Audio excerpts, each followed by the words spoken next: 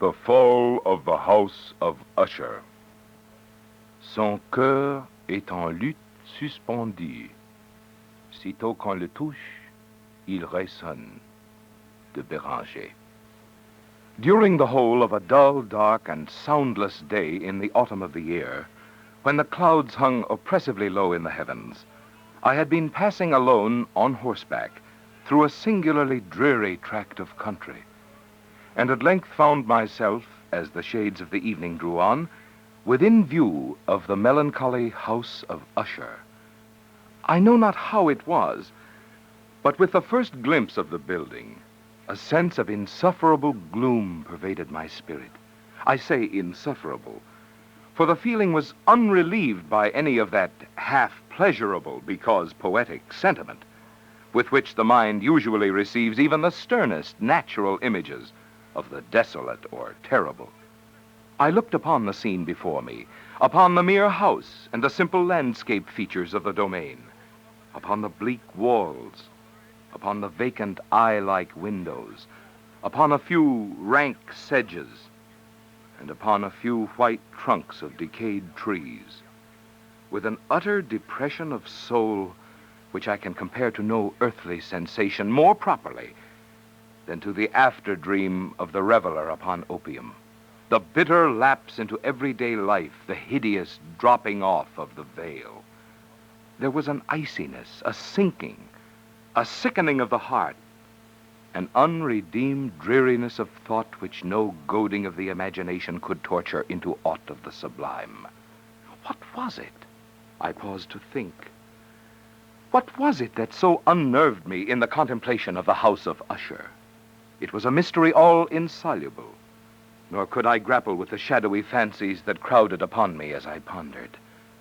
I was forced to fall back upon the unsatisfactory conclusion that while, beyond doubt, there are combinations of very simple natural objects which have the power of thus affecting us, still the analysis of this power lies among considerations beyond our depth. It was possible, I reflected, that a mere different arrangement of the particulars of the scene, of the details of the picture, would be sufficient to modify or perhaps to annihilate its capacity for sorrowful impression. And acting upon this idea, I reined my horse to the precipitous brink of a black and lurid tarn that lay in unruffled luster by the dwelling, and gazed down, but with a shudder even more thrilling than before, upon the remodeled and inverted images of the gray sedge and the ghastly tree stems and the vacant and eye-like windows. Nevertheless, in this mansion of gloom, I now proposed to myself a sojourn of some weeks. Its proprietor, Roderick Usher, had been one of my boon companions in boyhood, but many years had elapsed since our last meeting. A letter, however, had lately reached me in a distant part of the country, a letter from him, which in its wildly importunate nature had admitted of no other than a personal reply. The manuscript gave evidence of nervous agitation. The writer spoke of acute bodily illness, of a mental disorder which oppressed him, and of an earnest desire to see me as his best and indeed his only personal friend, with a view of attempting, by the cheerfulness of my society, some alleviation of his malady.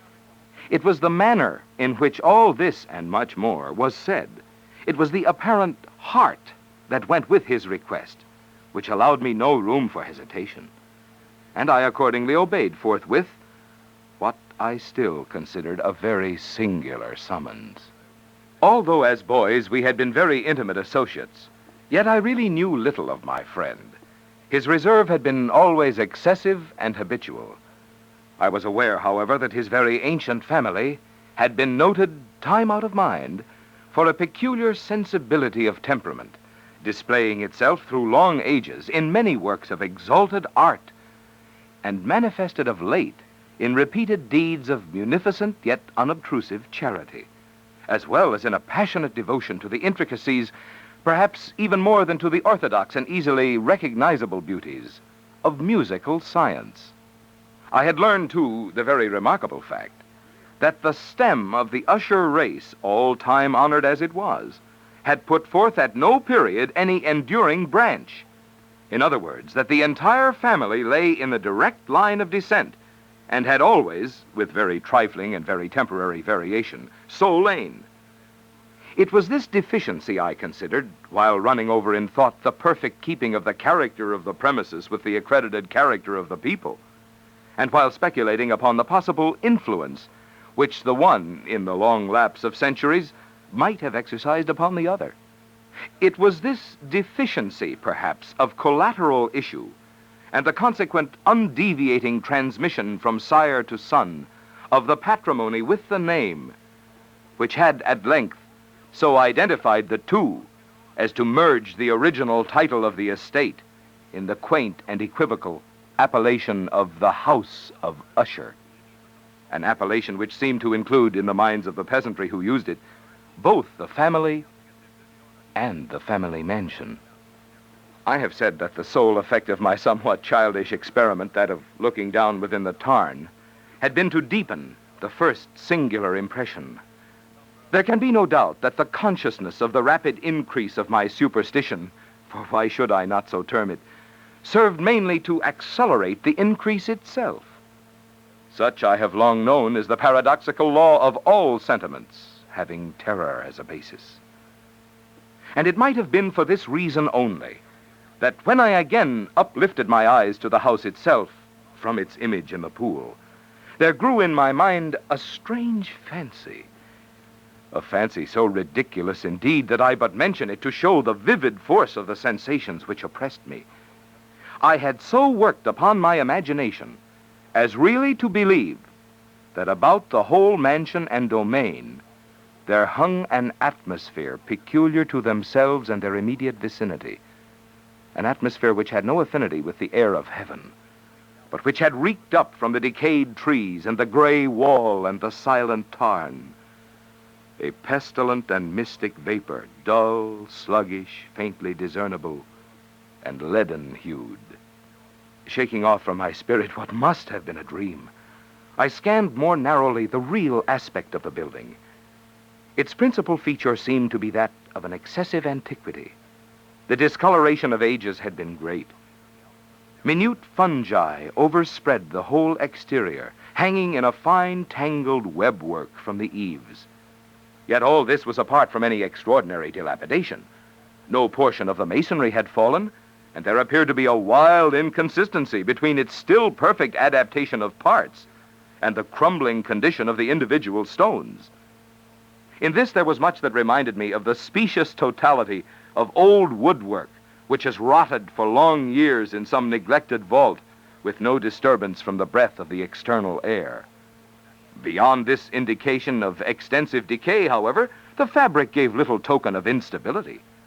Perhaps the eye of a scrutinizing observer might have discovered a barely perceptible fissure, which, extending from the roof of the building in front, made its way down the wall in a zigzag direction until it became lost in the sullen waters of the tarn. Noticing these things, I rode over a short causeway to the house. A servant in waiting took my horse, and I entered the Gothic archway of the hall. A valet of stealthy step thence conducted me in silence through many dark and intricate passages in my progress to the studio of his master. Much that I encountered on the way contributed, I know not how, to heighten the vague sentiments of which I have already spoken. While the objects around me, while the carvings of the ceilings, the somber tapestries of the walls, the ebon blackness of the floors, and the phantasmagoric armorial trophies which rattled as I strode, were but matters to which, or to such as which, I had been accustomed from my infancy. While I hesitated not to acknowledge how familiar was all this, I still wondered to find how unfamiliar were the fancies which ordinary images were stirring up. On one of the staircases I met the physician of the family. His countenance, I thought, wore a mingled expression of low cunning and perplexity. He accosted me with trepidation and passed on. The valet now threw open a door and ushered me into the presence of his master. The room in which I found myself was very large and lofty. The windows were long, narrow, and pointed, and at so vast a distance from the black oaken floor as to be altogether inaccessible from within. Feeble gleams of encrimsoned light made their way through the trellised panes, and served to render sufficiently distinct the more prominent objects around. The eye, however, struggled in vain to reach the remoter angles of the chamber, or the recesses of the vaulted and fretted ceiling. Dark draperies hung upon the walls. The general furniture was profuse, comfortless, antique, and tattered. Many books and musical instruments lay scattered about, but failed to give any vitality to the scene. I felt that I breathed an atmosphere of sorrow. An air of stern, deep, and irredeemable gloom hung over and pervaded all.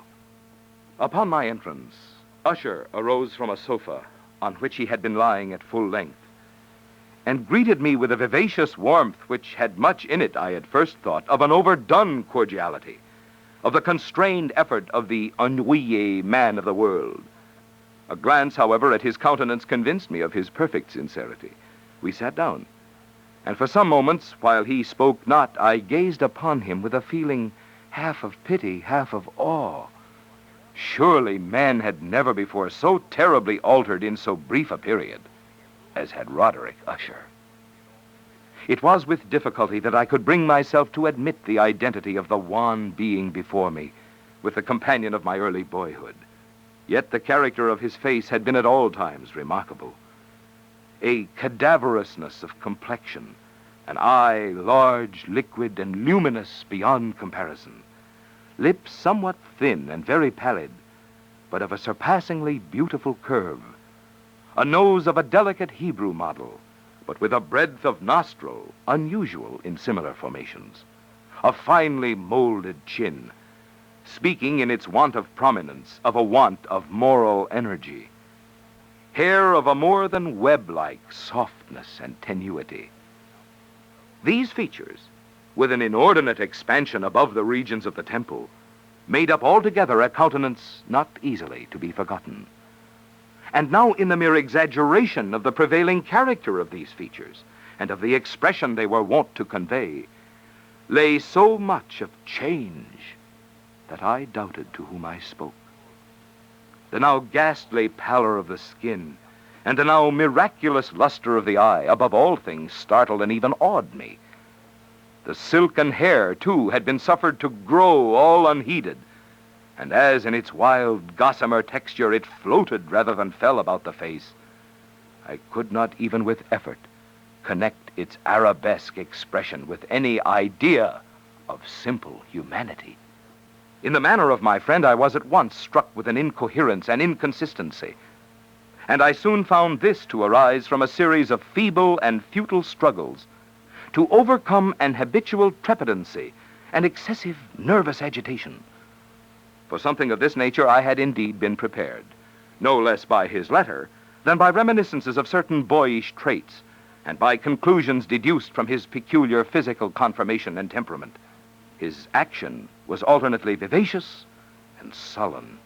His voice varied rapidly from a tremulous indecision, when the animal spirit seemed utterly in abeyance, to that species of energetic concision, that abrupt, weighty, unhurried, and hollow-sounding enunciation, that leaden, self-balanced, and perfectly modulated guttural utterance, which may be observed in the lost drunkard or the irreclaimable eater of opium during the periods of his most intense excitement.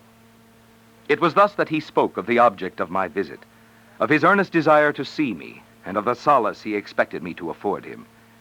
He entered at some length into what he conceived to be the nature of his malady.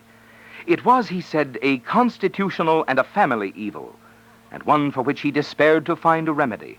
A mere nervous affection, he immediately added, which would undoubtedly soon pass off. It displayed itself in a host of unnatural sensations.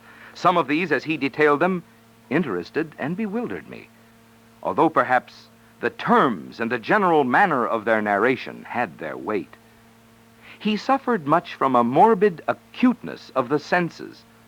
The most insipid food was alone endurable. He could wear only garments of certain texture. The odors of all flowers were oppressive.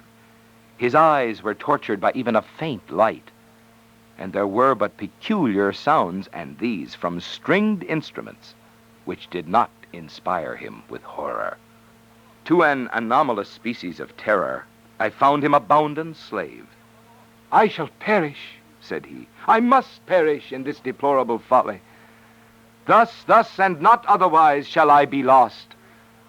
I dread the events of the future, not in themselves, but in their results. I shudder at the thought of any, even the most trivial incident, which may operate upon this intolerable agitation of soul. I have indeed no abhorrence of danger, except in its absolute effect in terror.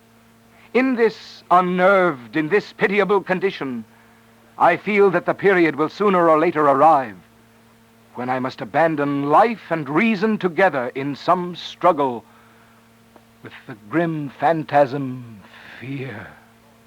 I learned, moreover, at intervals and through broken and equivocal hints, another singular feature of his mental condition. He was enchained by certain superstitious impressions in regard to the dwelling which he tenanted, and whence for many years he had never ventured forth, in regard to an influence whose supposititious force was conveyed in terms too shadowy here to be restated, an influence which some peculiarities in the mere form and substance of his family mansion had, by dint of long sufferance, he said, obtained over his spirit, an effect which the physique of the gray walls and turrets and of the dim tarn into which they all looked down had at length brought about upon the morale of his existence. He admitted, however, although with hesitation, that much of the peculiar gloom which thus afflicted him could be traced to a more natural and far more palpable origin, to the severe and long-continued illness, indeed, to the evidently approaching dissolution of a tenderly beloved sister, his sole companion for long years, his last and only relative on earth. Her decease, he said, with a bitterness which I can never forget, would leave him the hopeless and the frail, the last of the ancient race of the Ushers. While he spoke, the Lady Madeline, for so was she called, passed through a remote portion of the apartment, and without having noticed my presence, disappeared. I regarded her with an utter astonishment, not unmingled with dread, and yet I found it impossible to account for such feelings. A sensation of stupor oppressed me as my eyes followed her retreating steps. When a door at length closed upon her, my glance sought instinctively and eagerly the countenance of the brother, but he had buried his face in his hands, and I could only perceive that a far more than ordinary wanness had overspread the emaciated fingers, through which trickled many passionate tears. The disease of the Lady Madeline had long baffled the skill of her physicians. A settled apathy, a gradual wasting away of the person, and frequent, although transient, affections of a partially cataleptical character were the unusual diagnosis. Hitherto she had steadily borne up against the pressure of her malady, and had not betaken herself finally to bed. But on the closing in of the evening of my arrival at the house, she succumbed, as her brother told me at night with inexpressible agitation, to the prostrating power of the destroyer, and I learned that the glimpse I had obtained of her person would thus probably be the last I should obtain, that the lady, at least while living, would be seen by me no more. For several days ensuing, her name was unmentioned by either Usher or myself, and during this period I was busied in earnest endeavors to alleviate the melancholy of my friend. We painted and read together, or I listened, as if in a dream, to the wild improvisations of his speaking guitar. And thus, as a closer and still closer intimacy admitted me more unreservedly into the recesses of his spirit, the more bitterly did I perceive the futility of all attempt at cheering a mind from which darkness, as if an inherent positive quality, poured forth upon all objects of the moral and physical universe in one unceasing radiation of gloom. I shall ever bear about me a memory of the many solemn hours I thus spent alone with the master of the house of Usher. Yet I should fail in any attempt to convey an idea of the exact character of the studies or of the occupations in which he involved me or led me the way, an excited and highly distempered ideality, threw a sulphurous luster over all. His long improvised dirges will ring forever in my ears. Among other things, I hold painfully in mind a certain singular perversion and amplification of the wild air of the last waltz of von Weber. From the paintings over which his elaborate fancy brooded, and which grew touch by touch into vaguenesses at which I shuddered the more thrillingly because I shuddered knowing not why. From these paintings, vivid as their images now are before me, I would in vain endeavor to educe more than a small portion which should lie within the compass of merely written words. By the utter simplicity, by the nakedness of his designs, he arrested and overawed attention. If ever mortal painted an idea, that mortal was Roderick Usher. For me, at least, in the circumstances then surrounding me, there arose out of the pure abstractions which the hypochondriac contrived to throw upon his canvas an intensity of intolerable awe, no shadow of which felt I ever yet in the contemplation of the certainly glowing, yet too concrete reveries of Fuseli. One of the phantasmagoric conceptions of my friend, partaking not so rigidly of the spirit of abstraction, may be shadowed forth, although feebly, in words. A small picture presented the interior of an immensely long and rectangular vault or tunnel, with low walls, smooth, white, and without interruption or device. Certain accessory points of the design served well to convey the idea that this excavation lay at an exceeding depth below the surface of the earth. No outlet was observed in any portion of its vast extent, and no torch or other artificial source of light was discernible. Yet a flood of intense rays rolled throughout and bathed the whole in a ghastly and inappropriate splendor. I have just spoken of that morbid condition of the auditory nerve which rendered all music intolerable to the sufferer, with the exception of certain effects of stringed instruments. It was perhaps the narrow limits to which he thus confined himself upon the guitar, which gave birth in great measure to the fantastic character of his performances. But the fervid facility of his impromptus could not be so accounted for. They must have been and were in the notes as well as in the words of his wild fantasias, for he not unfrequently accompanied himself with rhymed verbal improvisations, the result of that intense mental collectedness and concentration to which I have previously alluded, as observable only in particular moments of the highest artificial excitement. The words of one of these rhapsodies I have easily remembered. I was perhaps the more forcibly impressed with it as he gave it, because in the under or mystic current of its meaning, I fancied that I perceived, and for the first time, a full consciousness on the part of Usher of the tottering of his lofty reason upon her throne.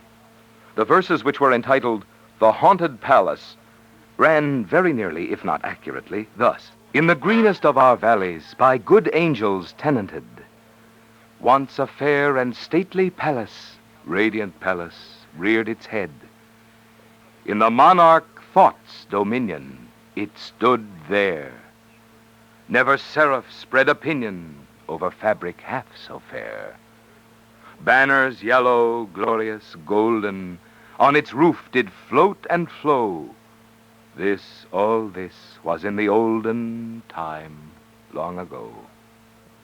And every gentle air that dallied in that sweet day, along the ramparts, plumed and pallid, a winged odor went away. Wanderers in that happy valley, through two luminous windows, saw spirits moving musically to a lute's well-tuned law. Round about a throne, where sitting Porphyrogene, in state his glory well befitting, the ruler of the realm was seen. And all with pearl and ruby glowing was the fair palace door, through which came flowing, flowing, flowing, and sparkling evermore, a troop of echoes whose sweet duty was but to sing in voices of surpassing beauty, the wit and wisdom of their king. But evil things, in robes of sorrow, assailed the monarch's high estate. Ah, let us mourn, for never morrow shall dawn upon him, desolate. And round about his home, the glory that blushed and bloomed is but a dim remembered story of the old time entombed. And travelers now within that valley, through the red-litten windows, see vast forms that move fantastically to a discordant melody, while like a rapid, ghastly river, through the pale door, a hideous throng rush out forever, and laugh, but smile no more. I well remember that suggestions arising from this ballad led us into a train of thought wherein there became manifest an opinion of Usher's, which I mention not so much on account of its novelty, for other men have thought thus, as on account of the pertinacity with which he maintained it. This opinion, in its general form, was that of the sentience of all vegetable things. But in his disordered fancy, the idea had assumed a more daring character, and trespassed under certain conditions upon the kingdom of inorganization. I lack words to express the full extent or the earnest abandon of his persuasion. The belief, however, was connected, as I have previously hinted, with the gray stones of the home of his forefathers. The conditions of the sentience had been there, he imagined, fulfilled in the method of collocation of these stones, in the order of their arrangement, as well as in that of the many fungi which overspread them, and of the decayed trees which stood around. Above all, in the long, undisturbed endurance of this arrangement, and in its reduplication in the still waters of the tarn. Its evidence, the evidence of the sentience, was to be seen, he said, and I here started as he spoke, in the gradual yet certain condensation of an atmosphere of their own about the waters and the walls. The result was discoverable, he added, in that silent yet importunate and terrible influence which for centuries had molded the destinies of his family, and which made him what I now saw him, what he was. Such opinions need no comment, and I will make none. Our books, the books which for years had formed no small portion of the mental existence of the invalid, were, as might be supposed, in strict keeping with this character of phantasm. We pored together over such works as the Ververs et Chartreuse of Gresset, the Belphegor of Machiavelli, the Heaven and Hell of Swedenborg, the Subterranean Voyage of Nicholas Klim of Holberg, the Chiromancy of Robert Flood, of Jean d'Indaginé, and of de la Chambre, the Journey into the Blue Distance of Tieck and the City of the Sun of Campanella. One favorite volume was a small octavo edition of the Directorium Inquisitorium by the Dominican Aymeric de Giron. And there were passages in Pomponius Mela about the old African satyrs and Egyptians, over which Usher would sit dreaming for hours. His chief delight, however, was found in the perusal of an exceedingly rare and curious book in quarto Gothic, the Manual of a Forgotten Church, the Vigiliae Mortuorum Secundum Corum Ecclesiae Maguntinae. I could not help thinking of the wild ritual of this work and of its probable influence upon the hypochondriac, when one evening, having informed me abruptly that the Lady Madeline was no more, he stated his intention of preserving her corpse for a fortnight, previously to its final interment, in one of the numerous vaults within the main walls of the building. The worldly reason, however, assigned for this singular proceeding was one which I did not feel at liberty to dispute. The brother had been led to his resolution, so he told me, by consideration of the unusual character of the malady of the deceased, of certain obtrusive and eager inquiries on the part of her medical men, and of the remote and exposed situation of the burial ground of the family. I will not deny that when I called to mind the sinister countenance of the person whom I met upon the staircase on the day of my arrival at the house, I had no desire to oppose what I regarded as at best but a harmless and by no means an unnatural precaution. At the request of Usher, I personally aided him in the arrangements for the temporary entombment. The body having been encoffined, we two alone bore it to its rest.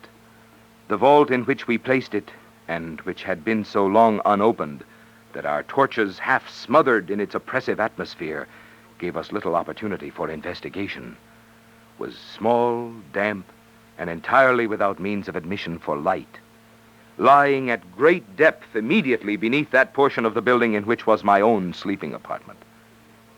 It had been used apparently in remote feudal times for the worst purposes of a donjon keep, and in later days as a place of deposit for powder or some other highly combustible substance.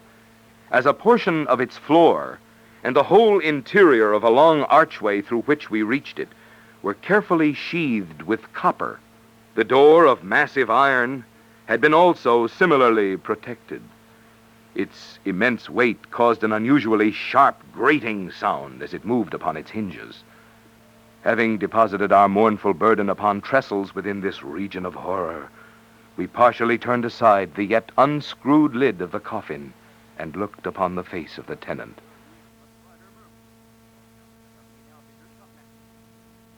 End of side 1.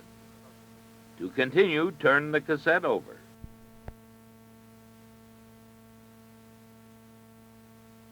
A striking similitude between the brother and sister now first arrested my attention, and Usher, divining perhaps my thoughts, murmured out some few words from which I learned that the deceased and himself had been twins, and that sympathies of a scarcely intelligible nature had always existed between them. Our glances, however, rested not long upon the dead, for we could not regard her unawed. The disease which had thus entombed the lady in the maturity of youth had left, as usual in all maladies of a strictly cataleptical character, the mockery of a faint blush upon the bosom and the face, and that suspiciously lingering smile upon the lip which is so terrible in death. We replaced and screwed down the lid, and having secured the door of iron, made our way with toil into the scarcely less gloomy apartments of the upper portion of the house. And now, some days of bitter grief having elapsed, an observable change came over the features of the mental disorder of my friend. His ordinary manner had vanished. His ordinary occupations were neglected or forgotten. He roamed from chamber to chamber with hurried, unequal, and objectless step.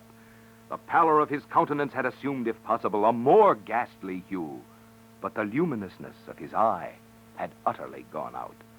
The once occasional huskiness of his tone was heard no more, and a tremulous quaver, as if of extreme terror, habitually characterized his utterance. There were times, indeed, when I thought his unceasingly agitated mind was laboring with some oppressive secret, to divulge which he struggled for the necessary courage. At times, again, I was obliged to resolve all into the mere inexplicable vagaries of madness, for I beheld him gazing upon vacancy for long hours in an attitude of the profoundest attention, as if listening to some imaginary sound. It was no wonder that his condition terrified, that it infected me. I felt creeping upon me by slow yet certain degrees the wild influences of his own fantastic yet impressive superstitions. It was especially upon retiring to bed late in the night of the 7th or 8th day after the placing of the Lady Madeline within the dungeon that I experienced the full power of such feelings. Sleep came not near my couch, while the hours waned and waned away. I struggled to reason off the nervousness which had dominion over me. I endeavored to believe that much, if not all, of what I felt was due to the bewildering influence of the gloomy furniture of the room, of the dark and tattered draperies, which, tortured into motion by the breath of a rising tempest, swayed fitfully to and fro upon the walls and rustled uneasily about the decorations of the bed. But my efforts were fruitless. An irrepressible tremor gradually pervaded my frame, and at length there sat upon my very heart an incubus of utterly causeless alarm. Shaking this off with a gasp and a struggle, I uplifted myself upon the pillows and, peering earnestly within the intense darkness of the chamber, hearkened. I know not why, except that an instinctive spirit prompted me. to certain low and indefinite sounds which came through the pauses of the storm at long intervals, I knew not whence. Overpowered by an intense sentiment of horror, unaccountable yet unendurable, I threw on my clothes with haste, for I felt that I should sleep no more during the night, and endeavored to arouse myself from the pitiable condition into which I had fallen by pacing rapidly to and fro through the apartment. I had taken but few turns in this manner when a light step on an adjoining staircase arrested my attention. I presently recognized it as that of Usher. In an instant afterward, he rapped with a gentle touch at my door and entered bearing a lamp. His countenance was, as usual, cadaverously wan. But moreover, there was a species of mad hilarity in his eyes, and evidently restrained hysteria in his whole demeanor. His air appalled me, but anything was preferable to the solitude which I had so long endured, and I even welcomed his presence as a relief. "And you have not seen it?" he said abruptly, after having stared about him for some moments in silence. "You have not then seen it? But stay you shall." Thus speaking, and having carefully shaded his lamp, he hurried to one of the casements and threw it freely open to the storm. The impetuous fury of the entering gust nearly lifted us from our feet. It was indeed a tempestuous yet sternly beautiful night, and one wildly singular in its terror and its beauty. A whirlwind had apparently collected its force in our vicinity, for there were frequent and violent alterations in the direction of the wind, and the exceeding density of the clouds, which hung so low as to press upon the turrets of the house, did not prevent our perceiving the lifelike velocity with which they flew careering from all points against each other without passing away into the distance. I say that even their exceeding density did not prevent our perceiving this. Yet we had no glimpse of the moon or stars, nor was there any flashing forth of the lightning. But the under surfaces of the huge masses of agitated vapor, as well as all terrestrial objects immediately around us, were glowing in the unnatural light of a faintly luminous and distinctly visible gaseous exhalation which hung about and enshrouded the mansion. "You must not, you shall not behold this," said I, shuddering, to Usher, as I led him with a gentle violence from the window to a seat. "These appearances which bewilder you are merely electrical phenomena, not uncommon. Or it may be that they have their ghastly origin in the rank miasma of the tarn. Let us close this casement. The air is chilling and dangerous to your frame. Here is one of your favorite romances. I will read and you shall listen, and so we will pass away this terrible night together." The antique volume which I had taken up was The Mad Tryst of Sir Launcelot Canning, but I had called it a favorite of Usher's more in sad jest than in earnest. For in truth there is little in its uncouth and unimaginative prolixity which could have had interest for the lofty and spiritual ideality of my friend. It was, however, the only book immediately at hand, and I indulged a vague hope that the excitement which now agitated the hypochondriac might find relief, for the history of mental disorder is full of similar anomalies, even in the extremeness of the folly which I should read. Could I have judged, indeed, by the wild, overstrained air of vivacity with which he hearkened, or apparently hearkened, to the words of the tale, I might well have congratulated myself upon the success of my design. I had arrived at that well-known portion of the story where Ethelred, the hero of the tryst, having sought in vain for peaceable admission into the dwelling of the hermit, proceeds to make good an entrance by force. Here, it will be remembered, the words of the narrative run thus: "And Ethelred, who was by nature of a doughty heart, and who was now mighty withal on account of the powerfulness of the wine which he had drunken, waited no longer to hold parley with the hermit, who in sooth was of an obstinate and maliceful turn, but feeling the rain upon his shoulders and fearing the rising of the tempest, uplifted his mace outright, and with blows made quickly room in the plankings of the door for his gauntleted hand. And now, pulling therewith sturdily, he so cracked and ripped and tore all asunder that the noise of the dry and hollow-sounding wood alarmed and reverberated throughout the forest." At the termination of this sentence, I started, and for a moment paused. For it appeared to me, although I at once concluded that my excited fancy had deceived me, it appeared to me that from some very remote portion of the mansion, there came indistinctly to my ears what might have been in its exact similarity of character the echo, but a stifled and dull one, certainly, of the very cracking and ripping sound which Sir Launcelot had so particularly described.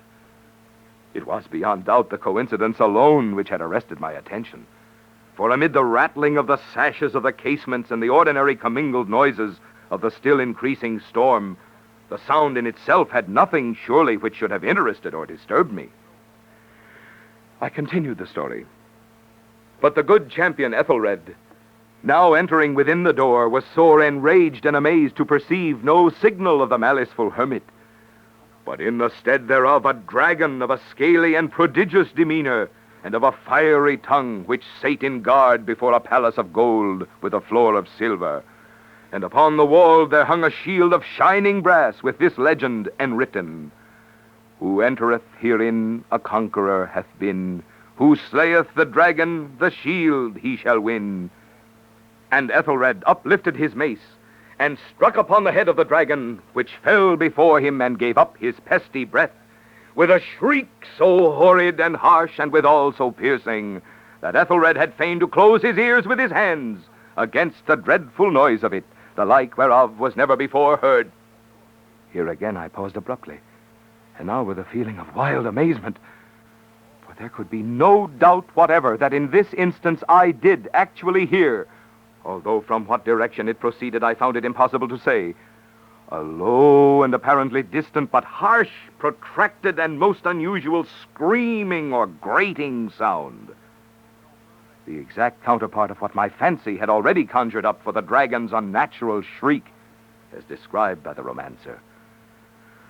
Oppressed as I certainly was upon the occurrence of this second and most extraordinary coincidence, by 1,000 conflicting sensations in which wonder and extreme terror were predominant, I still retained sufficient presence of mind to avoid exciting by any observation the sensitive nervousness of my companion. I was by no means certain that he had noticed the sounds in question, although assuredly a strange alteration had during the last few minutes taken place in his demeanor. From a position fronting my own, he had gradually brought round his chair so as to sit with his face to the door of the chamber, and thus I could but partially perceive his features, although I saw that his lips trembled as if he were murmuring inaudibly. His head had dropped upon his breast, yet I knew that he was not asleep from the wide and rigid opening of the eye as I caught a glance of it in profile. The motion of his body, too, was at variance with this idea, for he rocked from side to side with a gentle yet constant and uniform sway. Having rapidly taken notice of all this, I resumed the narrative of Sir Launcelot, which thus proceeded. And now the champion, having escaped from the terrible fury of the dragon, bethinking himself of the brazen shield and of the breaking up of the enchantment which was upon it, removed the carcass from out of the way before him, and approached valorously over the silver pavement of the castle to where the shield was upon the wall, which in sooth tarried not for his full coming, but fell down at his feet upon the silver floor with a mighty, great, and terrible ringing sound. No sooner had these syllables passed my lips than, as if a shield of brass had indeed at the moment fallen heavily upon a floor of silver, I became aware of a distinct, hollow, metallic, and clangorous, yet apparently muffled reverberation. Completely unnerved, I leaped to my feet, but the measured, rocking movement of Usher was undisturbed. I rushed to the chair in which he sat. His eyes were bent fixedly before him, and throughout his whole countenance there reigned a stony rigidity. But as I placed my hand upon his shoulder, there came a strong shudder over his whole person. A sickly smile quivered about his lips, and I saw that he spoke in a low, hurried, and gibbering murmur, as if unconscious of my presence. Bending closely over him, I at length drank in the hideous import of his words. Now hear it? Yes, I hear it, and have heard it. Long, many minutes, many hours, many days have I heard it, yet I dared not. Oh, pity me, miserable wretch that I am. I dared not speak. We have put her living in the tomb. Said I not that my senses were acute? I now tell you that I heard her first feeble movements in the hollow coffin. I heard them many, many days ago. Yet I dared not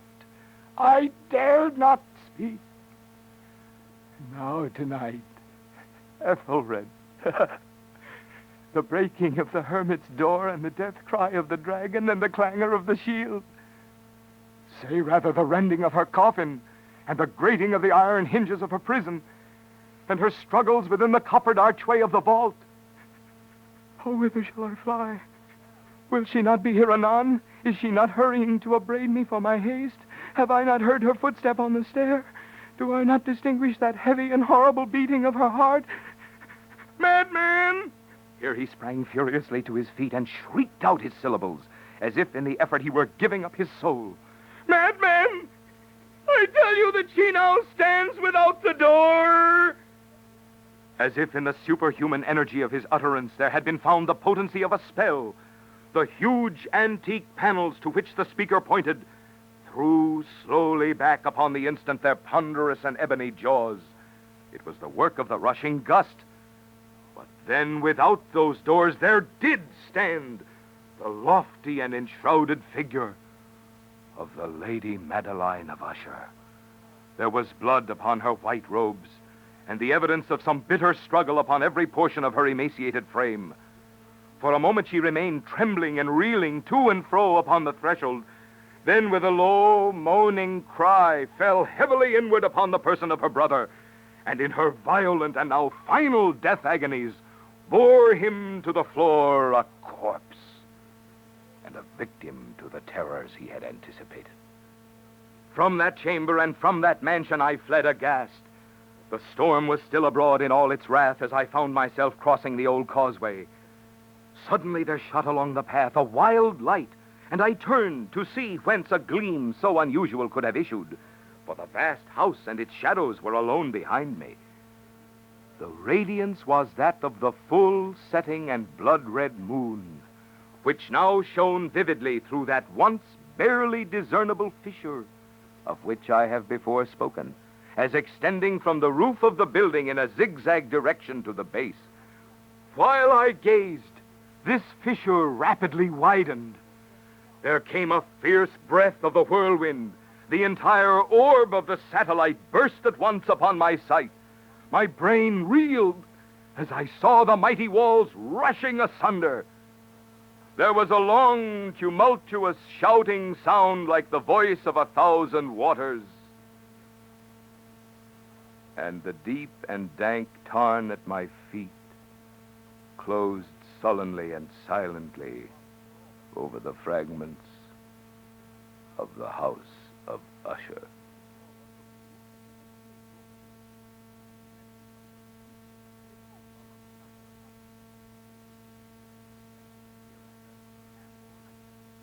The Telltale Heart. True, nervous. Very, very dreadfully nervous I had been and am. But why will you say that I am mad? The disease had sharpened my senses, not destroyed, not dulled them. Above all was the sense of hearing acute. I heard all things in the heaven and in the earth. I heard many things in hell. How then am I mad? Hearken and observe how healthily, how calmly I can tell you the whole story. It is impossible to say how first the idea entered my brain. But once conceived, it haunted me day and night. Object there was none. Passion there was none. I loved the old man. He had never wronged me. He had never given me insult. For his gold I had no desire. I think it was his eye. Yes, it was this. One of his eyes resembled that of a vulture, a pale blue eye with a film over it. Whenever it fell upon me, my blood ran cold. And so, by degrees, very gradually, I made up my mind to take the life of the old man, and thus rid myself of the eye forever. Now, this is the point. You fancy me mad. Madmen know nothing. But you should have seen me. You should have seen how wisely I proceeded, with what caution, with what foresight, with what dissimulation I went to work. I was never kinder to the old man than during the whole week before I killed him. And every night about midnight, I turned the latch of his door and opened it, oh, so gently. And then, when I had made an opening sufficient for my head, I put in a dark lantern, all closed, so that no light shone out.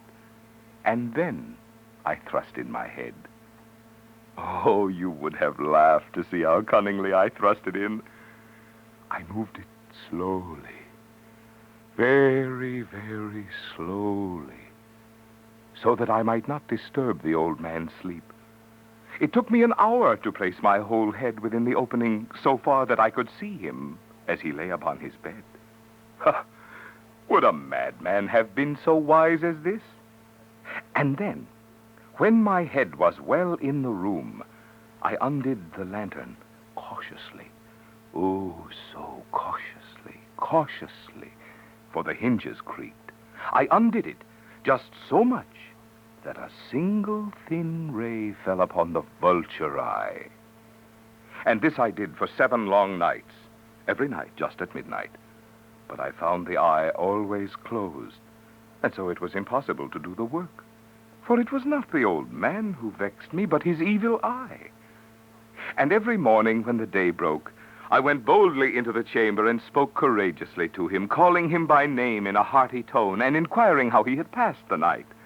So you see, he would have been a very profound old man indeed to suspect that every night, just at 12, I looked in upon him while he slept. Upon the 8th night, I was more than usually cautious in opening the door. A watch's minute hand moves more quickly than did mine. Never before that night had I felt the extent of my own powers, of my sagacity. I could scarcely contain my feelings of triumph. To think that there I was, opening the door, little by little, and he not even to dream of my secret deeds or thoughts. I fairly chuckled at the idea. And perhaps he heard me, for he moved on the bed suddenly as if startled. Now, you may think that I drew back, but no. His room was as black as pitch with a thick darkness, for the shutters were close fastened through fear of robbers. And so I knew that he could not see the opening of the door, and I kept pushing it on, steadily. I had my head in, and was about to open the lantern, when my thumb slipped upon the tin fastening, and the old man sprang up in the bed, crying out, "Who's there?" I kept quite still and said nothing. For a whole hour I did not move a muscle, and in the meantime I did not hear him lie down. He was still sitting up in the bed, listening, just as I have done night after night, hearkening to the death watches in the wall. Presently, I heard a slight groan, and I knew it was the groan of mortal terror. It was not a groan of pain or of grief, oh no. It was the low, stifled sound that arises from the bottom of the soul when overcharged with awe. I knew the sound well. Many a night, just at midnight, when all the world slept, it has welled up from my own bosom, deepening with its dreadful echo the terrors that distracted me. I say I knew it well. I knew what the old man felt and pitied him, although I chuckled at heart. I knew that he had been lying awake ever since the first slight noise when he had turned in the bed. His fears had been ever since growing upon him. He had been trying to fancy them causeless, but could not. He had been saying to himself, "It is nothing but the wind in the chimney. It is only a mouse crossing the floor," or, "It is merely a cricket which has made a single chirp." Yes, he has been trying to comfort himself with these suppositions, but he had found all in vain. All in vain. Because death, in approaching him, had stalked with his black shadow before him and enveloped the victim. And it was the mournful influence of the unperceived shadow that caused him to feel, although he neither saw nor heard, to feel the presence of my head within the room. When I had waited a long time, very patiently, without hearing him lie down, I resolved to open a very, very little crevice in the lantern. So I opened it. You cannot imagine how stealthily, until at length a single dim ray like the thread of the spider shot from out the crevice and full upon the vulture eye. It was open, wide open, and I grew furious as I gazed upon it. I saw it with perfect distinctness, all a dull blue, with a hideous veil over it that chilled the very marrow in my bones. But I could see nothing else of the old man's face or person, for I had directed the ray as if by instinct precisely upon the damned spot. And now have I not told you that what you mistake for madness is but over-acuteness of the senses? Now, I say, there came to my ears a low, dull, quick sound, such as a watch makes when enveloped in cotton. I knew that sound well, too. It was the beating of the old man's heart. It increased my fury as the beating of a drum stimulates the soldier into courage. But even yet I refrained and kept still. I scarcely breathed. I held the lantern motionless. I tried how steadily I could maintain the ray upon the eye. Meantime, the hellish tattoo of the heart increased. It grew quicker and quicker and louder every instant. The old man's terror must have been extreme. It grew louder, I say, louder every moment. Do you mark me well? I've told you that I am nervous, so I am. And now at the dead hour of the night, amid the dreadful silence of that old house, so strange a noise as this excited me to uncontrollable terror. Yet for some minutes longer I refrained and stood still, but the beating grew louder. I thought the heart must burst, and now a new anxiety seized me. The sound would be heard by a neighbor. The old man's hour had come. With a loud yell, I threw open the lantern and leaped into the room. He shrieked once only. In an instant, I dragged him to the floor and pulled the heavy bed over him. I then smiled gaily to find the deed so far done. But for many minutes, the heart beat on with a muffled sound. This, however, did not vex me. It would not be heard through the wall. At length, it ceased. The old man was dead. I removed the bed and examined the corpse. Yes, he was stone dead. I placed my hand upon the heart and held it there many minutes. There was no pulsation. He was stone dead. His eye would trouble me no more. If still you think me mad, you will think so no longer when I describe the wise precautions I took for the concealment of the body. The night waned, and I worked hastily, but in silence. First of all, I dismembered the corpse. I cut off the head and the arms and the legs. I then took up 3 planks from the flooring of the chamber and deposited all between the scantlings. I then replaced the boards so cleverly, so cunningly, that no human eye, not even his, could have detected anything wrong. There was nothing to wash out, no stain of any kind, no blood spot whatever. I had been too wary for that. A tub had caught all. When I had made an end of these labors, it was 4 o'clock, still dark as midnight.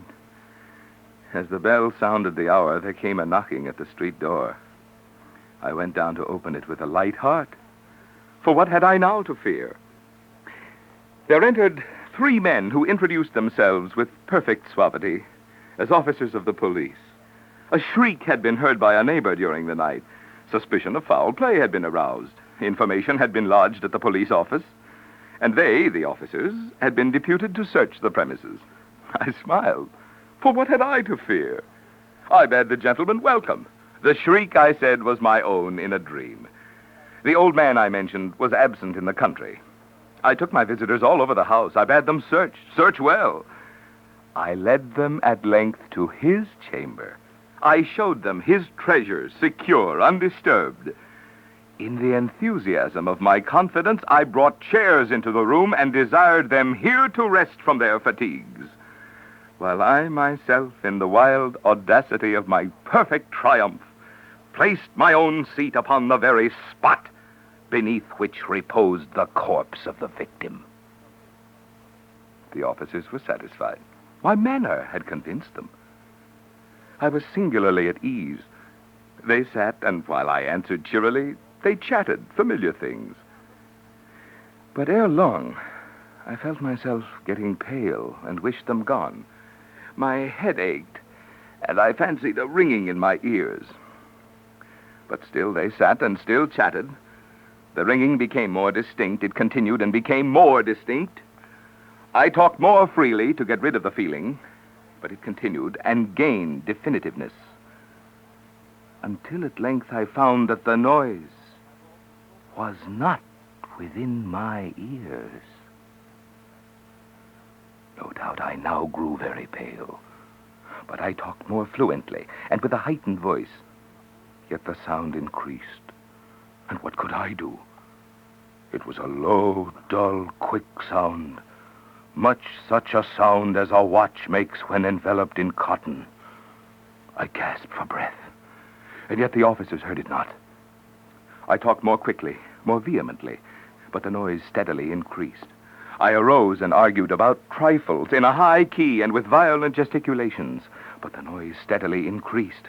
Why would they not be gone? I paced the floor to and fro with heavy strides, as if excited to fury by the observation of the men. But the noise steadily increased. Oh, God, what could I do? I foamed, I raved, I swore. I swung the chair upon which I had been sitting and grated it upon the boards. But the noise arose over all and continually increased. It grew louder, louder, louder. And still the men chatted pleasantly and smiled. Was it possible they heard not? Almighty God, no, no. They heard. They suspected. They knew. They were making a mockery of my horror. This I thought, and this I think. But anything was better than this agony. Anything was more tolerable than this derision. I could bear those hypocritical smiles no longer. I felt that I must scream or die. And now again, hark, louder, louder, louder, louder. Villains, I shrieked. Dissemble no more.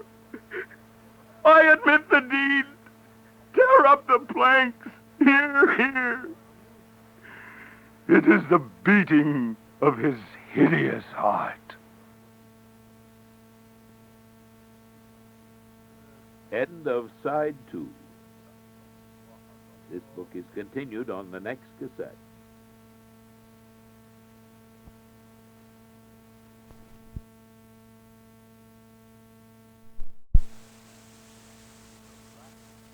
The Black Cat. For the most wild yet most homely narrative which I am about to pen, I neither expect nor solicit belief. Mad indeed would I be to expect it, in a case where my very senses reject their own evidence. Yet mad am I not, and very surely do I not dream. But tomorrow I die, and today I would unburden my soul. My immediate purpose is to place before the world, plainly, succinctly, and without comment, a series of mere household events. In their consequences, these events have terrified, have tortured, have destroyed me. Yet I will not attempt to expound them. To me, they have presented little but horror. To many, they will seem less terrible than baroque. Hereafter, perhaps, some intellect may be found which will reduce my phantasm to the commonplace. Some intellect more calm, more logical, and far less excitable than my own, which will perceive in the circumstances I detail with awe nothing more than an ordinary succession of very natural causes and effects. From my infancy, I was noted for the docility and humanity of my disposition. My tenderness of heart was even so conspicuous as to make me the jest of my companions. I was especially fond of animals, and was indulged by my parents with a great variety of pets.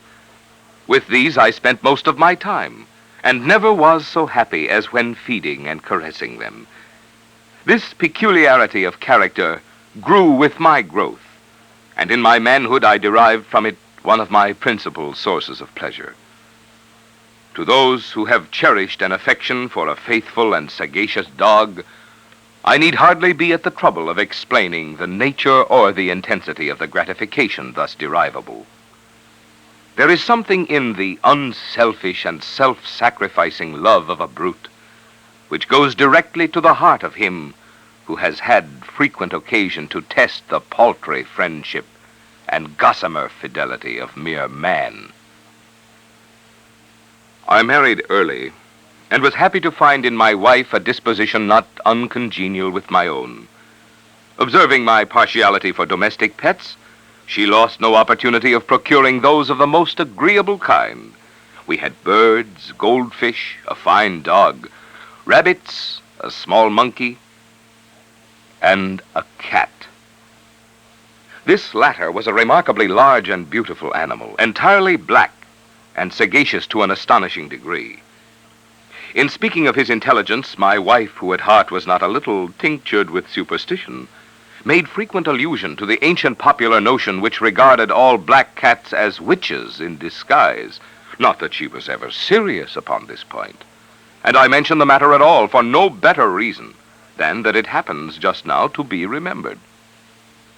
Pluto, this was the cat's name, was my favorite pet and playmate. I alone fed him, and he attended me wherever I went about the house. It was even with difficulty that I could prevent him from following me through the streets. Our friendship lasted in this manner for several years, during which my general temperament and character, through the instrumentality of the fiend intemperance, had, I blush to confess it, experienced a radical alteration for the worse. I grew day by day more moody, more irritable, more regardless of the feelings of others. I suffered myself to use intemperate language to my wife. At length, I even offered her personal violence. My pets, of course, were made to feel the change in my disposition. I not only neglected but ill-used them. For Pluto, however, I still retained sufficient regard to restrain me from maltreating him, as I made no scruple of maltreating the rabbits, the monkey, or even the dog, when by accident or through affection they came in my way. But my disease grew upon me, for what disease is like alcohol? And at length even Pluto, who was now becoming old and consequently somewhat peevish, even Pluto began to experience the effects of my ill temper. One night, returning home much intoxicated from one of my haunts about town, I fancied that the cat avoided my presence. I seized him, when in his fright at my violence, he inflicted a slight wound upon my hand with his teeth. The fury of a demon instantly possessed me. I knew myself no longer. My original soul seemed at once to take its flight from my body, and a more than fiendish malevolence, gin-nurtured, thrilled every fiber of my frame. I took from my waistcoat pocket a penknife, opened it, grasped the poor beast by the throat, and deliberately cut one of its eyes from the socket. I blush, I burn, I shudder, while I pen the damnable atrocity. When reason returned with the morning, when I had slept off the fumes of the night's debauch, I experienced a sentiment half of horror, half of remorse for the crime of which I had been guilty. But it was at best a feeble and equivocal feeling, and the soul remained untouched. I again plunged into excess and soon drowned in wine all memory of the deed. In the meantime, the cat slowly recovered.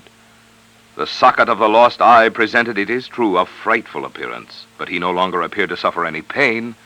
He went about the house as usual, but as might be expected, fled in extreme terror at my approach. I had so much of my old heart left as to be at first grieved by this evident dislike on the part of a creature which had once so loved me, but this feeling soon gave place to irritation.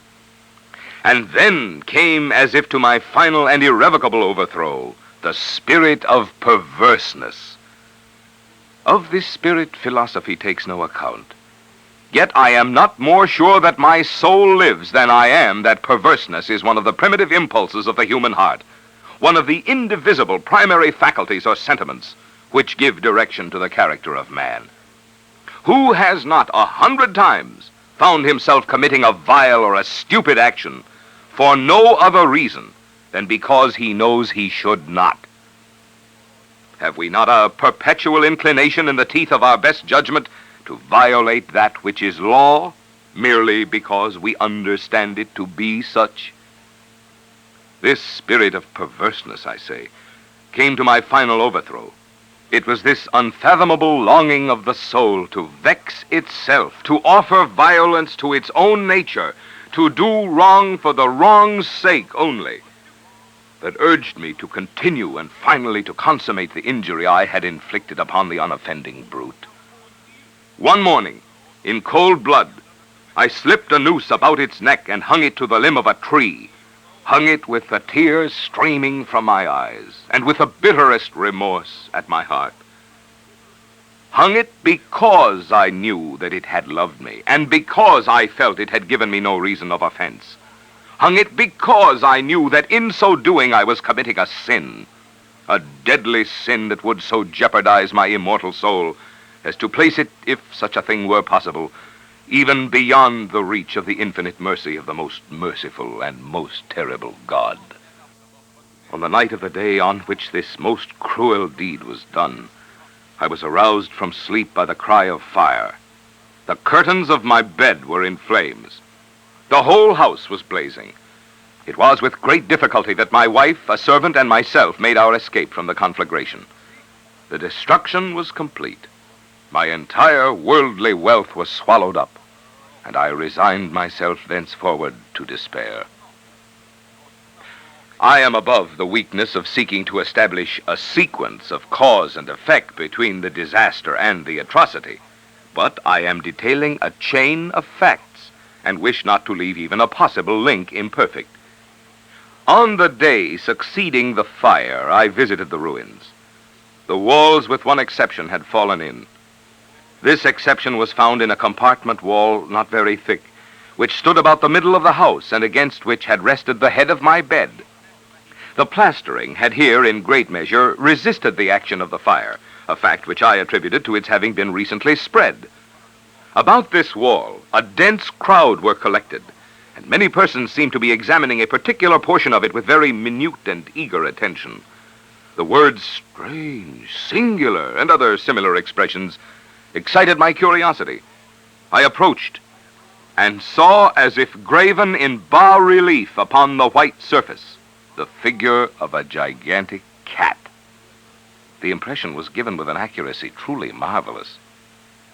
There was a rope about the animal's neck.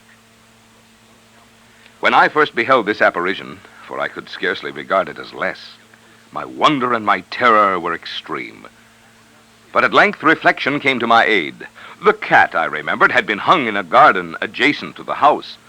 Upon the alarm of fire, this garden had been immediately filled by the crowd, by some one of whom the animal must have been cut from the tree and thrown through an open window into my chamber. This had probably been done with the view of arousing me from sleep. The falling of other walls had compressed the victim of my cruelty into the substance of the freshly spread plaster, the lime of which, with the flames and the ammonia from the carcass, had then accomplished the portraiture as I saw it. Although I thus readily accounted to my reason, if not altogether to my conscience, for the startling fact just detailed, it did not the less fail to make a deep impression upon my fancy. For months I could not rid myself of the phantasm of the cat, and during this period there came back into my spirit a half-sentiment that seemed but was not remorse. I went so far as to regret the loss of the animal, and to look about me, among the vile haunts which I now habitually frequented, for another pet of the same species and of somewhat similar appearance with which to supply its place. One night, as I sat half stupefied in a den of more than infamy, my attention was suddenly drawn to some black object reposing upon the head of one of the immense hogsheads of gin or of rum which constituted the chief furniture of the apartment. I had been looking steadily at the top of this hogshead for some minutes, and what now caused me surprise was the fact that I had not sooner perceived the object thereupon. I approached it and touched it with my hand. It was a black cat, a very large one, fully as large as Pluto, and closely resembling him in every respect but one. Pluto had not a white hair upon any portion of his body, but this cat had a large, although indefinite, splotch of white covering nearly the whole region of the breast. Upon my touching him, he immediately arose, purred loudly, rubbed against my hand, and appeared delighted with my notice. This, then, was the very creature of which I was in search. I at once offered to purchase it of the landlord, but this person made no claim to it, knew nothing of it, had never seen it before. I continued my caresses, and when I prepared to go home, the animal evinced a disposition to accompany me. I permitted it to do so, occasionally stooping and patting it as I proceeded. When it reached the house, it domesticated itself at once, and became immediately a great favorite with my wife. For my own part, I soon found a dislike to it arising within me. This was just the reverse of what I had anticipated. But I know not how or why it was, its evident fondness for myself rather disgusted and annoyed me. By slow degrees, these feelings of disgust and annoyance rose into the bitterness of hatred. I avoided the creature, a certain sense of shame and the remembrance of my former deed of cruelty preventing me from physically abusing it. I did not for some weeks strike or otherwise violently ill-use it, but gradually, very gradually, I came to look upon it with unutterable loathing and to flee silently from its odious presence as from the breath of a pestilence. What added no doubt to my hatred of the beast was the discovery on the morning after I brought it home that, like Pluto, it also had been deprived of one of its eyes. This circumstance, however, only endeared it to my wife, who, as I have already said, possessed in a high degree that humanity of feeling which had once been my distinguishing trait, and the source of many of my simplest and purest pleasures. With my aversion to this cat, however, its partiality for myself seemed to increase. It followed my footsteps with a pertinacity which it would be difficult to make the reader comprehend. Whenever I sat, it would crouch beneath my chair or spring upon my knees, covering me with its loathsome caresses. If I arose to walk, it would get between my feet and thus nearly throw me down, or, fastening its long and sharp claws in my dress, clamber in this manner to my breast. At such times, although I longed to destroy it with a blow, I was yet withheld from so doing, partly by a memory of my former crime, but chiefly, let me confess it at once, by absolute dread of the beast. This dread was not exactly a dread of physical evil, and yet I should be at a loss how otherwise to define it. I am almost ashamed to own, yes, even in this felon's cell I am almost ashamed to own, that the terror and horror with which the animal inspired me had been heightened by one of the merest chimeras it would be possible to conceive. My wife had called my attention more than once to the character of the mark of white hair of which I have spoken, and which constituted the sole visible difference between the strange beast and the one I had destroyed. The reader will remember that this mark, although large, had been originally very indefinite, but by slow degrees nearly imperceptible, and which for a long time my reason struggled to reject as fanciful, it had at length assumed a rigorous distinctness of outline. It was now the representation of an object that I shudder to name, and for this, above all, I loathed and dreaded, and would have rid myself of the monster, had I dared. It was now, I say, the image of a hideous, of a ghastly thing, of the gallows. O mournful and terrible engine of horror and of crime, of agony and of death.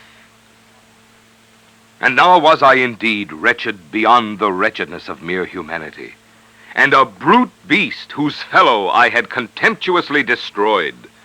A brute beast to work out for me, a man fashioned in the image of the high God, so much of insufferable woe.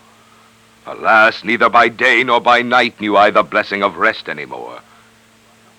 During the former, the creature left me no moment alone, and in the latter, I started hourly from dreams of unutterable fear to find the hot breath of the thing upon my face and its vast weight, an incarnate nightmare that I had no power to shake off, incumbent eternally upon my heart.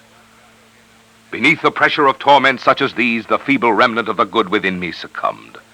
Evil thoughts became my sole intimates, the darkest and most evil of thoughts. The moodiness of my usual temper increased to hatred of all things and of all mankind, while from the sudden, frequent, and ungovernable outbursts of a fury to which I now blindly abandoned myself, my uncomplaining wife, alas, was the most usual and the most patient of sufferers. One day she accompanied me upon some household errand into the cellar of the old building which our poverty compelled us to inhabit. The cat followed me down the steep stairs, and nearly throwing me headlong, exasperated me to madness. Uplifting an axe, and forgetting in my wrath the childish dread which had hitherto stayed my hand, I aimed a blow at the animal, which of course would have proved instantly fatal had it descended as I wished. But this blow was arrested by the hand of my wife. Goaded by the interference into a rage more than demoniacal, I withdrew my arm from her grasp and buried the axe in her brain. She fell dead upon the spot without a groan. This hideous murder accomplished, I set myself forthwith and with entire deliberation to the task of concealing the body. I knew that I could not remove it from the house either by day or by night without the risk of being observed by the neighbors. Many projects entered my mind. At one period I thought of cutting the corpse into minute fragments and destroying them by fire. At another I resolved to dig a grave for it in the floor of the cellar. Again I deliberated about casting it in the well in the yard, about packing it in a box as if merchandise with the usual arrangements, and so getting a porter to take it from the house. Finally, I hit upon what I considered a far better expedient than either of these. I determined to wall it up in the cellar, as the monks of the Middle Ages are recorded to have walled up their victims. For a purpose such as this, the cellar was well adapted. Its walls were loosely constructed and had lately been plastered throughout with a rough plaster, which the dampness of the atmosphere had prevented from hardening. Moreover, in one of the walls was a projection caused by a false chimney or fireplace that had been filled up and made to resemble the rest of the cellar. I made no doubt that I could readily displace the bricks at this point, insert the corpse, and wall the whole up as before, so that no eye could detect anything suspicious. And in this calculation I was not deceived. By means of a crowbar, I easily dislodged the bricks, and having carefully deposited the body against the inner wall, I propped it in that position, while with little trouble I relaid the whole structure as it originally stood. Having procured mortar, sand, and hair with every possible precaution, I prepared a plaster which could not be distinguished from the old, and with this I very carefully went over the new brickwork. When I had finished, I felt satisfied that all was right. The wall did not present the slightest appearance of having been disturbed. The rubbish on the floor was picked up with the minutest care. I looked around triumphantly and said to myself, "Here at least, then, my labor has not been in vain." My next step was to look for the beast which had been the cause of so much wretchedness, for I had at length firmly resolved to put it to death. Had I been able to meet with it at the moment, there could have been no doubt of its fate.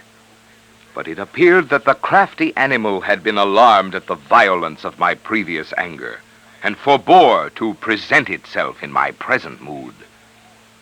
It is impossible to describe or to imagine the deep, the blissful sense of relief which the absence of the detested creature occasioned in my bosom.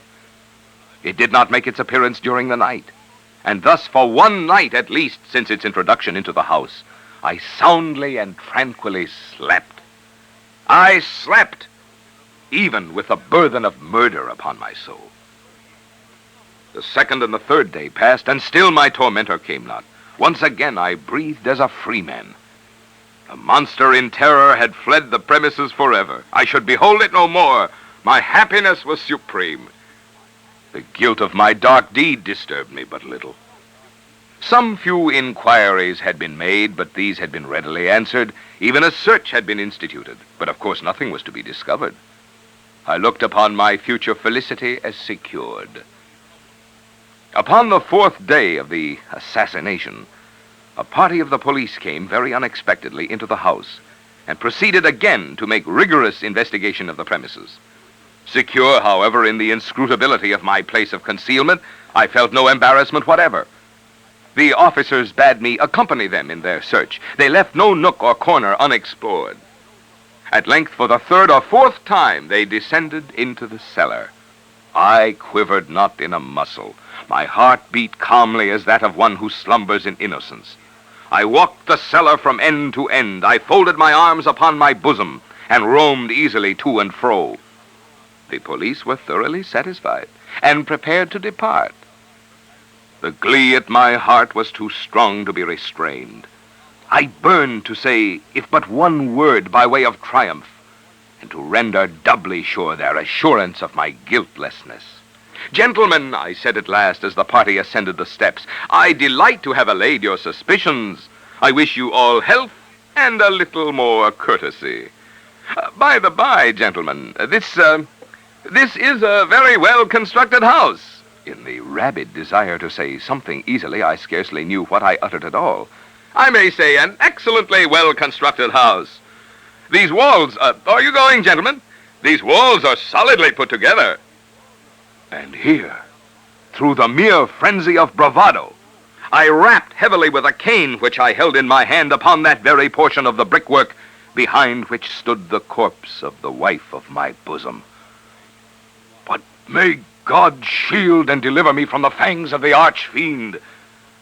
No sooner had the reverberation of my blows sunk into silence than I was answered by a voice from within the tomb, by a cry, at first muffled and broken like the sobbing of a child, and then quickly swelling into one long, loud, and continuous scream, utterly anomalous and inhuman, a howl, a wailing shriek, half of horror and half of triumph, such as might have arisen only out of hell, conjointly from the throats of the damned in their agony, and of the demons that exult in the damnation.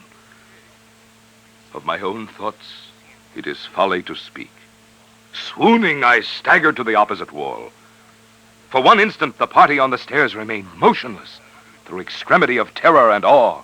In the next, a dozen stout arms were toiling at the wall. It fell bodily. The corpse, already greatly decayed and clotted with gore, stood erect before the eyes of the spectators. Upon its head, with red extended mouth and solitary eye of fire, sat the hideous beast whose craft had seduced me into murder and whose informing voice had consigned me to the hangman. I had walled the monster up within the tomb.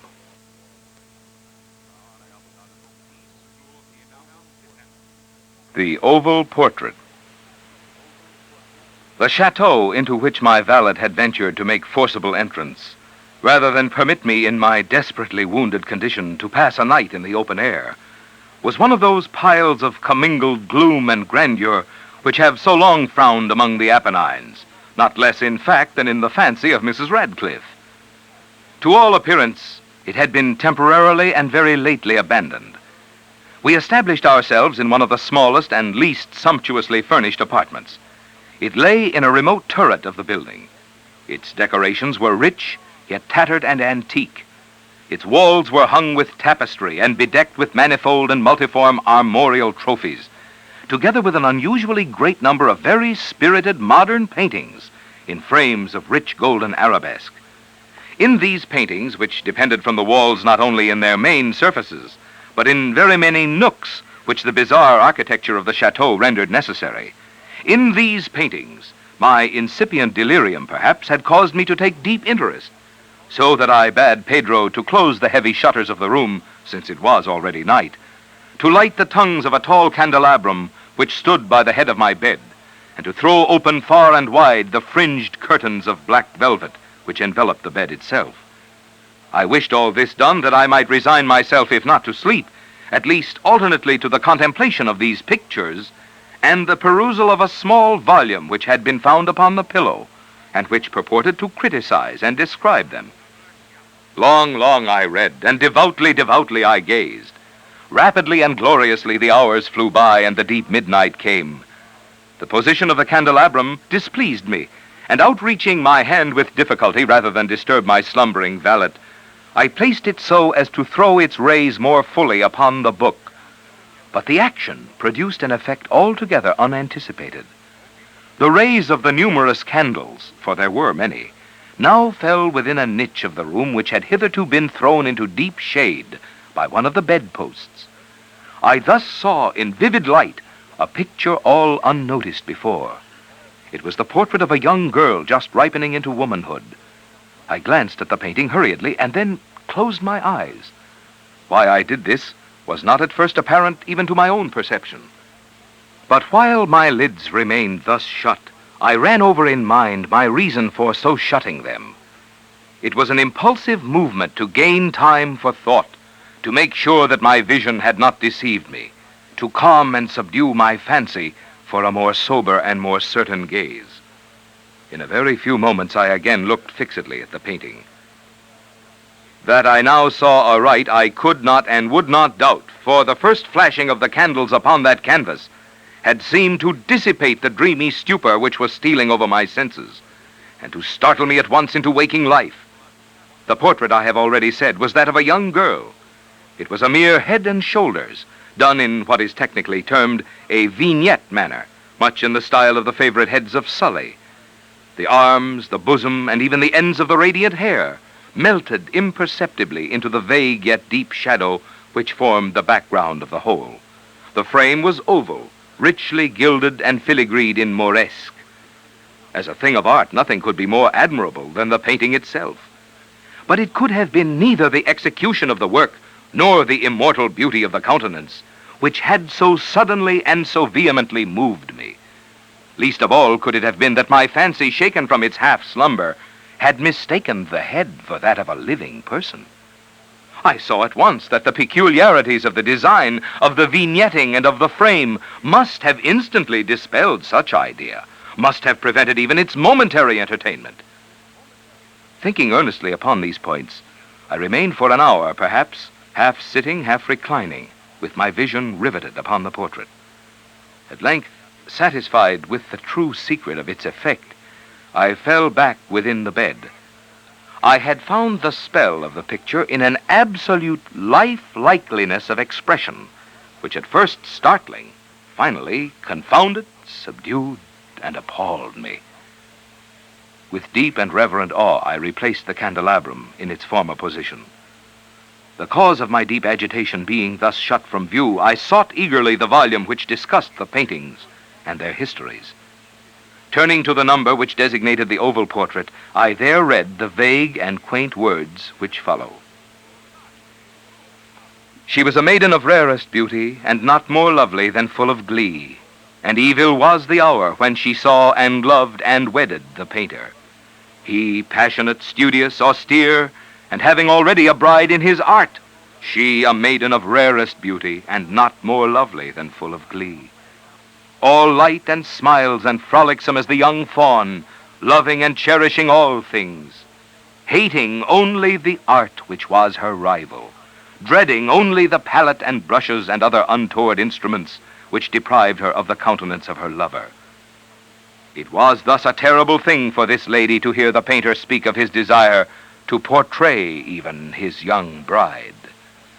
But she was humble and obedient, and sat meekly for many weeks in the dark high turret chamber where the light dripped upon the pale canvas only from overhead.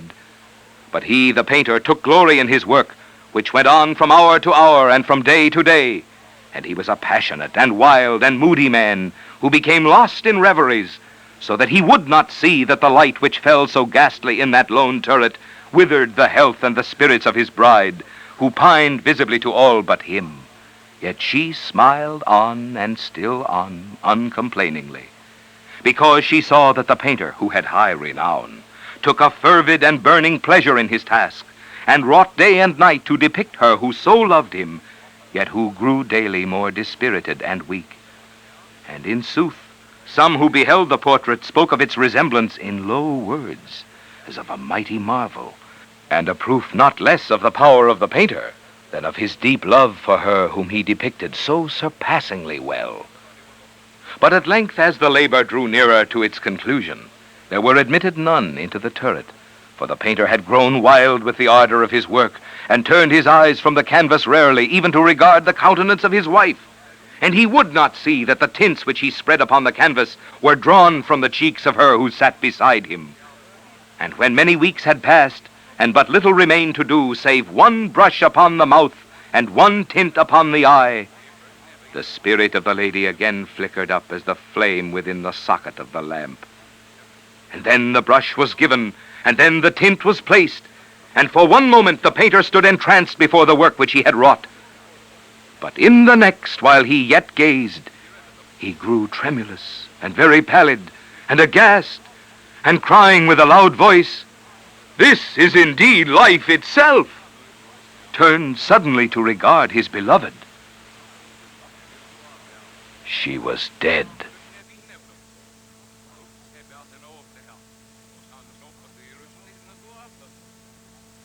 End of side 3.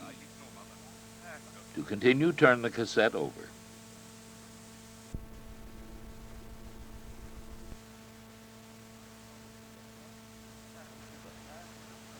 The Cask of Amontillado. The 1,000 injuries of Fortunato I had borne as I best could, but when he ventured upon insult, I vowed revenge. You who so well know the nature of my soul will not suppose, however, that I gave utterance to a threat. At length I would be avenged. This was a point definitively settled. But the very definitiveness with which it was resolved precluded the idea of risk. I must not only punish, but punish with impunity. A wrong is unredressed when retribution overtakes its redresser. It is equally unredressed when the avenger fails to make himself felt as such to him who has done the wrong. It must be understood that neither by word nor deed had I given Fortunato cause to doubt my goodwill. I continued, as was my wont, to smile in his face, and he did not perceive that my smile now was at the thought of his immolation. He had a weak point, this Fortunato, although in other regards he was a man to be respected and even feared. He prided himself on his connoisseurship in wine. Few Italians have the true virtuoso spirit. For the most part, their enthusiasm is adopted to suit the time and opportunity, to practice imposture upon the British and Austrian millionaires. In painting and gemmery, Fortunato, like his countrymen, was a quack. But in the matter of old wines, he was sincere. In this respect, I did not differ from him materially. I was skillful in the Italian vintages myself, and bought largely whenever I could. It was about dusk one evening during the supreme madness of the carnival season that I encountered my friend. He accosted me with excessive warmth, for he had been drinking much. The man wore motley. He had on a tight-fitting party-striped dress, and his head was surmounted by the conical cap and bells.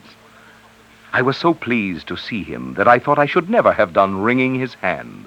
I said to him, "My dear Fortunato, you are luckily met. How remarkably well you are looking today. But I have received a pipe of what passes for Amontillado, and I have my doubts." "How?" said he.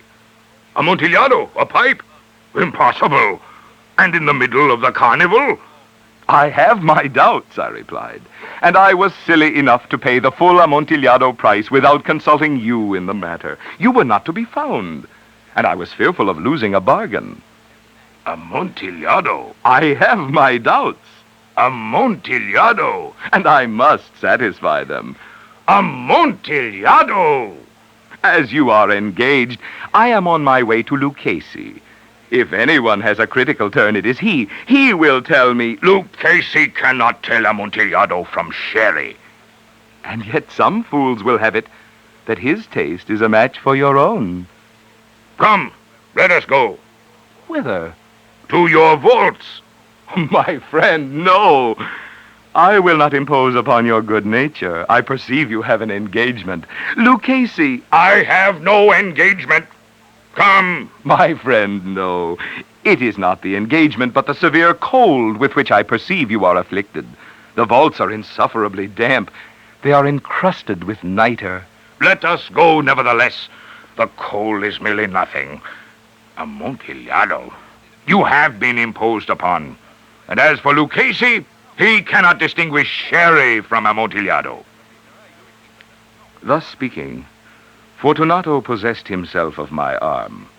Putting on a mask of black silk and drawing a roquelaire closely about my person, I suffered him to hurry me to my palazzo.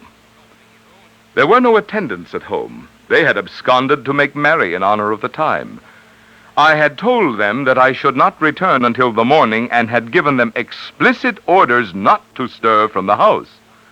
These orders were sufficient, I well knew, to ensure their immediate disappearance, one and all, as soon as my back was turned.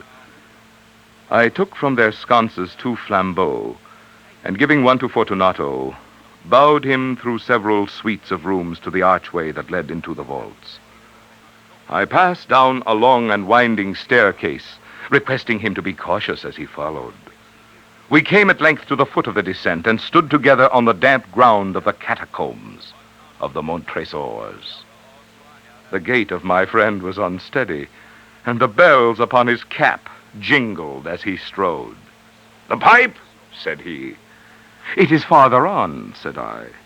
But observe the white webwork which gleams from these cavern walls. He turned toward me and looked into my eyes with 2 filmy orbs that distilled the rheum of intoxication. Nitre? He said at length. Nitre, I replied. How long have you had that cough?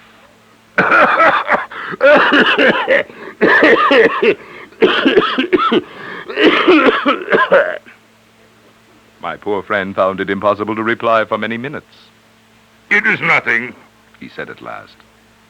Come, I said with decision, we will go back. Your health is precious. You are rich, respected, admired, beloved. You are happy, as once I was. You are a man to be missed. For me, it is no matter. We will go back. You will be ill, and I cannot be responsible. Besides, there is Lucchese. Enough, he said. The cough is a mere nothing. It will not kill me. I shall not die of a cough. True, true, I replied. And indeed, I had no intention of alarming you unnecessarily. But you should use all proper caution. A draught of this Medoc will defend us from the damps. Here I knocked off the neck of a bottle which I drew from a long row of its fellows that lay upon the mold. Drink, I said, presenting him the wine. He raised it to his lips with a leer. He paused and nodded to me familiarly while his bells jingled. I drink, he said, to the buried that repose around us. And I, to your long life. He again took my arm, and we proceeded. These vaults, he said, are extensive.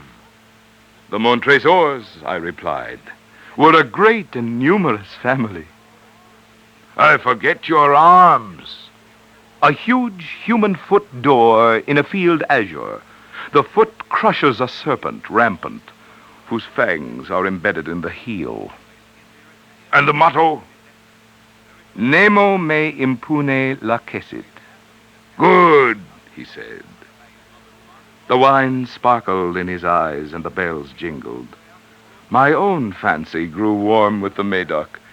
We had passed through walls of piled bones, with casks and puncheons intermingling, into the inmost recesses of the catacombs.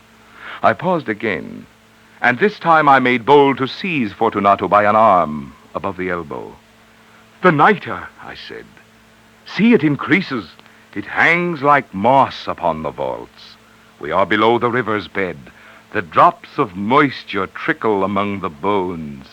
Come, we will go back ere it is too late. Your cough—" "It is nothing," he said. "Let us go on. But first, another draught of the Medoc." I broke and reached him a flagon of de Grave. He emptied it at a breath. His eyes flashed with a fierce light. He laughed and threw the bottle upward with a gesticulation I did not understand. I looked at him in surprise. He repeated the movement, a grotesque one. "You do not comprehend?" he said. "Not I," I replied. "Then you are not of the Brotherhood. "How?" You are not of the Masons." "Yes, yes," I said. "Yes, yes." "You? Impossible. A Mason?" "A Mason," I replied. "A sign," he said. "It is this," I answered, producing a trowel from beneath the folds of my roquelaire. "You jest," he exclaimed, recoiling a few paces.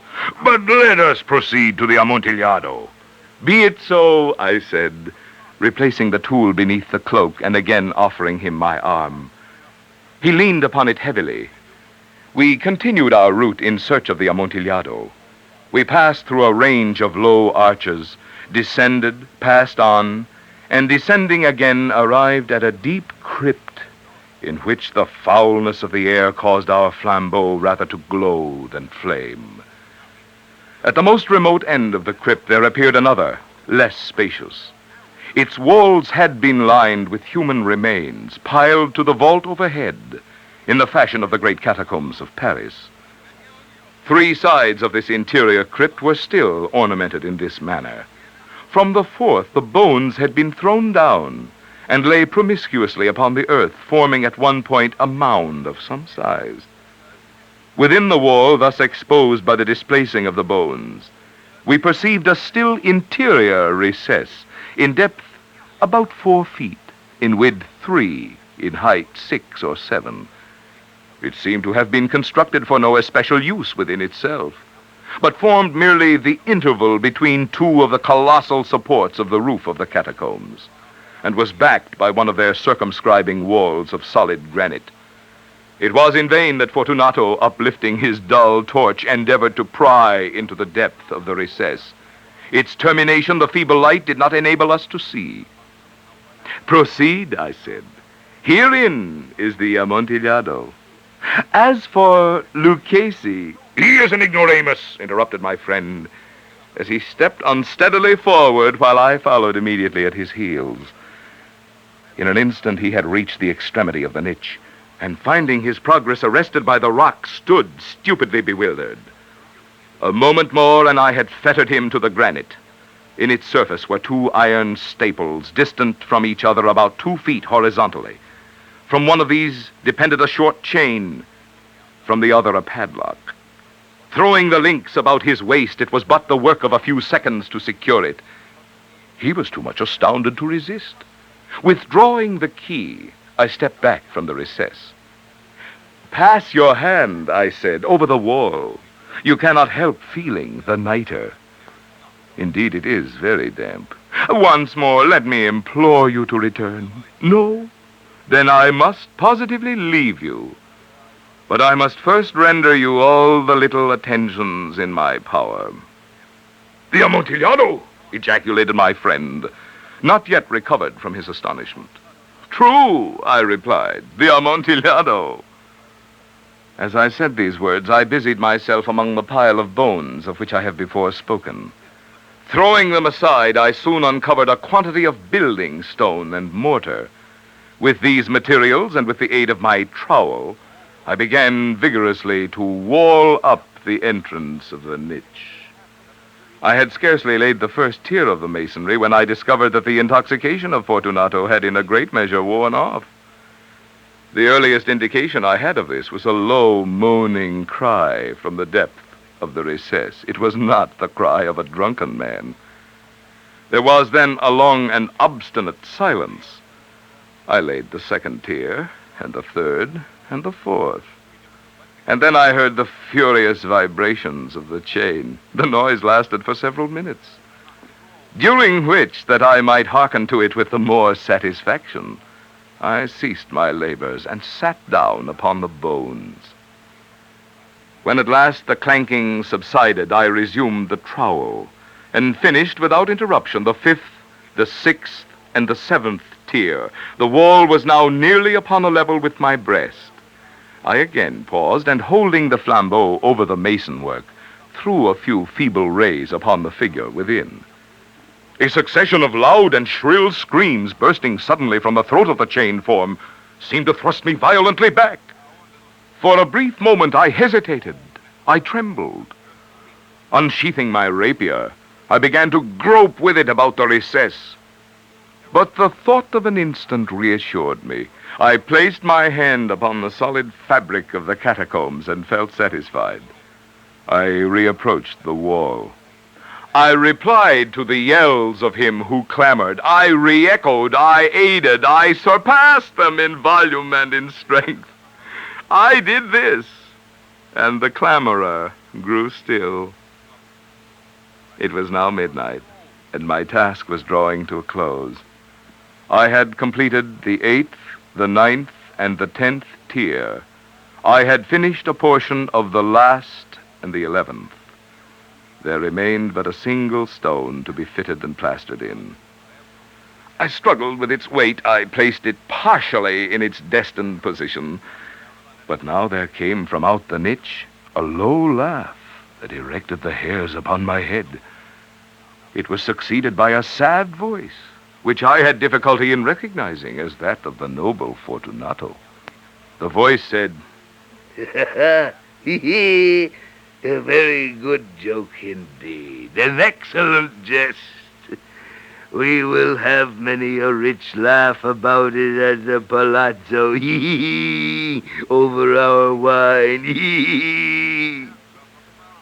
The Amontillado, I said. Yes, the Amontillado. But is it not getting late? Will not they be awaiting us at the palazzo, the Lady Fortunato and the rest? Let us be gone. Yes, I said. Let us be gone. For the love of God, mon trésor. Yes, I said. For the love of God. But to these words I hearkened in vain for a reply. I grew impatient. I called aloud, Fortunato! No answer. I called again. Fortunato! No answer still. I thrust a torch through the remaining aperture and let it fall within. There came forth in return only a jingling of the bells. My heart grew sick on account of the dampness of the catacombs. I hastened to make an end of my labor. I forced the last stone into its position. I plastered it up. Against the new masonry, I re-erected the old rampart of bones. For the half of a century, no mortal has disturbed them. In pace requiescat.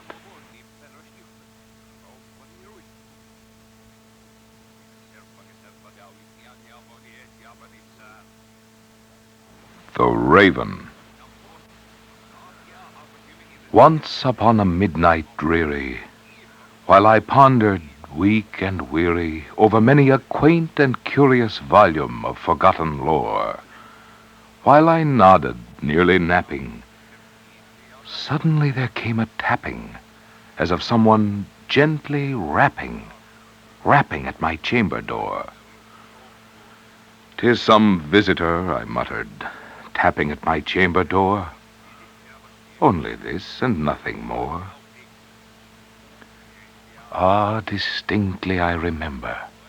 It was in the bleak December, and each separate dying ember wrought its ghost upon the floor. Eagerly I wished the morrow. Vainly I had sought to borrow from my book surcease of sorrow. Sorrow for the lost Lenore, for the rare and radiant maiden whom the angels name Lenore, nameless here forevermore. And the silken, sad, uncertain rustling of each purple curtain thrilled me, filled me with fantastic terrors never felt before, so that now, to still the beating of my heart, I stood repeating, "'Tis some visitor entreating entrance at my chamber door, some late visitor entreating entrance at my chamber door. This it is, and nothing more." Presently my soul grew stronger. Hesitating then no longer, "Sir," said I, "or madam, truly your forgiveness I implore, but the fact is I was napping, and so gently you came rapping, and so faintly you came tapping at my chamber door, that I scarce was sure I heard you. Here I opened wide the door." Darkness there, and nothing more. Deep into the darkness peering, long I stood there, wondering, fearing, doubting, dreaming dreams no mortal ever dared to dream before.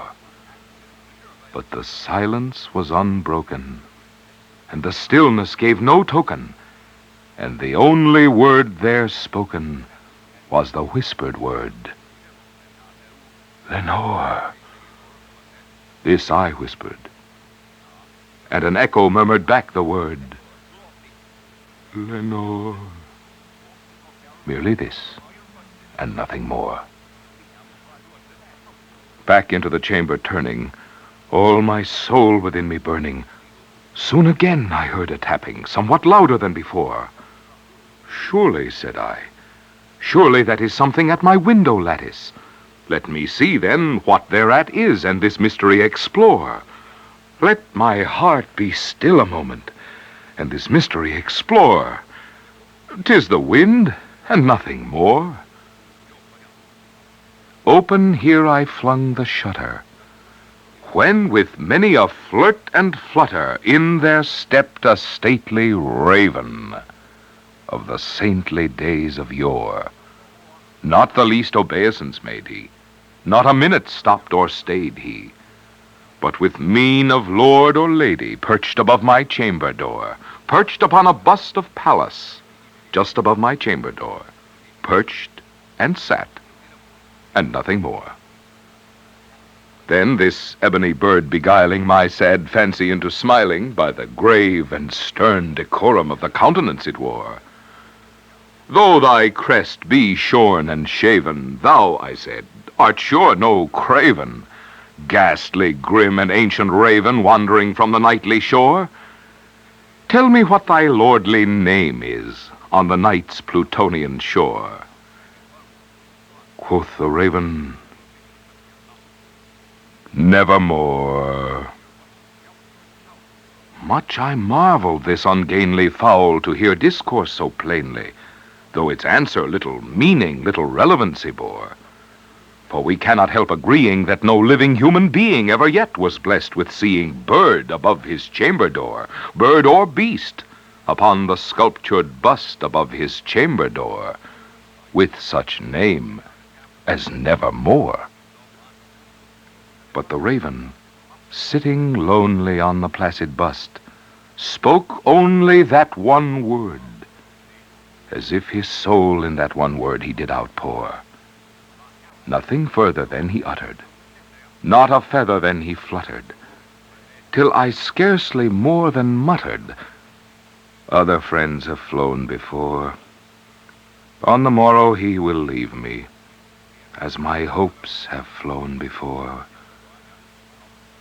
Then the bird said, "Nevermore." startled at the stillness broken by reply so aptly spoken.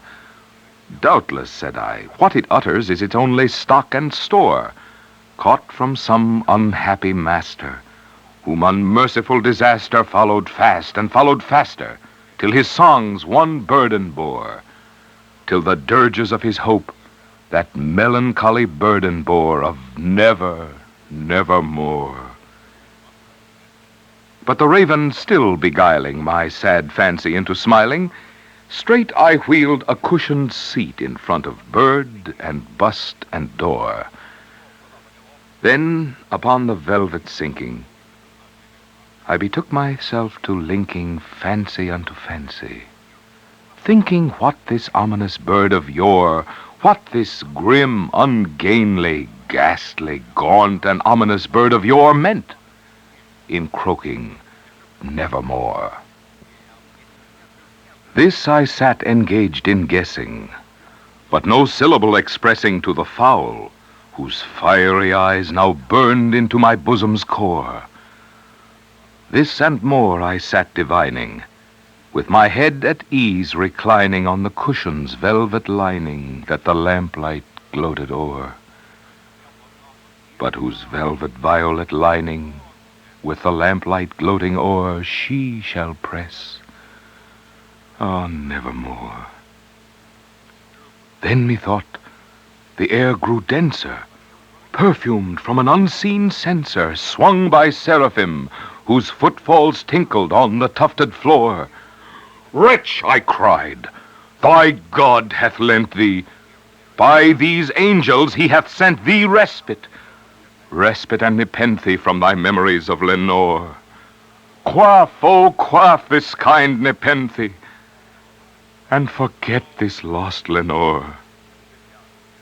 Quoth the raven, "Nevermore." "Prophet," said I, "thing of evil, prophet still if bird or devil, whether tempter sent or whether tempest tossed thee here ashore, desolate, yet all undaunted, on this desert land enchanted, on this home by horror haunted, tell me truly, I implore, is there balm in Gilead? Tell me, I implore." Quoth the raven, "Nevermore." "Prophet," said I, "thing of evil, prophet still if bird or devil, by that heaven that bends above us, by that God we both adore, tell this soul with sorrow laden, if within the distant Aidenn it shall clasp a sainted maiden, whom the angels name Lenore. Clasp a rare and radiant maiden, whom the angels name Lenore." Quoth the raven, "Nevermore." "Be that word our sign of parting, bird or fiend," I shrieked, upstarting. "Get thee back into the tempest and the night's Plutonian shore. Leave no black plume as a token of that lie thy soul hath spoken. Leave my loneliness unbroken. Quit the bust above my door. Take thy beak from out my heart, and take thy form from off my door." Quoth the raven, "Nevermore." And the raven, never flitting, still is sitting on the pallid bust of Pallas, just above my chamber door. And his eyes have all the seeming of a demon's that is dreaming, and the lamplight o'er him streaming throws his shadow on the floor. And my soul, from out that shadow that lies floating on the floor, shall be lifted nevermore.